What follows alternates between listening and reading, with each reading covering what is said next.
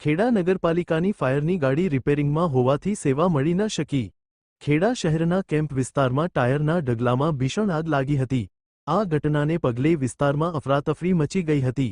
સ્થાનિકોએ તાત્કાલિક ખેડા નગરપાલિકાની ફાયર ટીમને જાણ કરી હતી, પરંતુ નગરપાલિકાની ફાયર ફાઇટર ગાડી છેલ્લા 15 દિવસથી રિપેરિંગ માટે સર્વિસ સ્ટેશનમાં હોવાથી સમયસર ફાયર સેવા મળી શકી નહોતી।